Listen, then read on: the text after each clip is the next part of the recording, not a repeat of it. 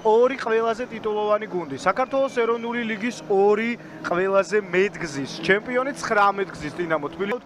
ორივე შორს არის იმ პოზიციებისგან, რომელსაც არა მხოლოდ ამ სეზონის წინ, არამედ გასული წლების განმავლობაში 7 ნომრით კადრში ხედავთ მერაბ გიგაურს გუნდის კაპიტანს, მისი მეწყვილე 8 მატეო იტრაკი. აქ გიორგი კოხრეიძე მოქმედებს. კარგად, ის არის ისტორიის ერთ-ერთი ძალიან მნიშვნელოვანი წევრი.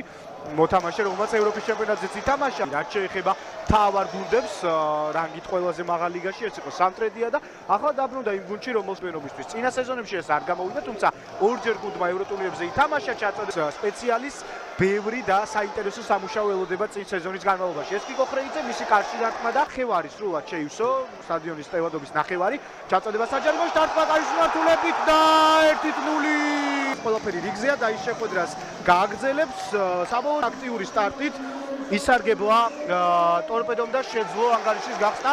როგორ დაასწრო ცენტრალურ მცველი ერთ-ერთი უდავოდ იყო და არის აქ როგორი ეპიზოდი დარტყმა და 2-0. რა ხდება დინამო თბილისის საჯარიმოში?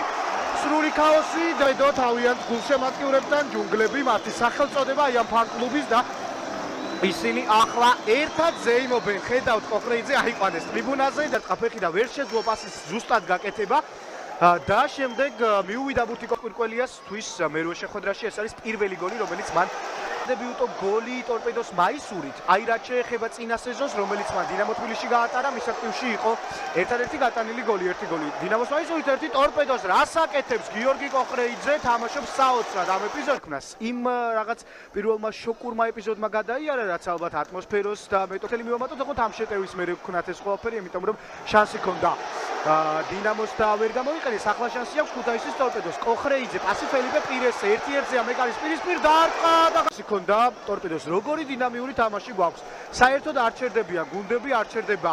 უჩვეულოა ალბათ მისთვისაც მარცხენა მცველად თამაში, თუმცა ორივე ფლანგზე თამაში შეუძლია. კიდევ ერთი ეპიზოდი, როდესაც აქ უკვე ლომინაძეს ზუსტად დარტყმა აღარ გამოვიდა, თუმცა საფრთხო იყო. ჯაბა კანკავა ხუდუშაურისგან გადაურბინა ხუდუშაურმა ბურთს. დაარტყა მოიგერია მაკაცარიამ დამატება ხუდუშაურის და ეს არის მოქმედი ჩემპიონი იბერია 1999 და ექს ჩემპიონი დინამო ბათუმი. 17 ქულა იბერიას 5 გამარჯვებისა და გიგაურს გამოაქვს ბურთი.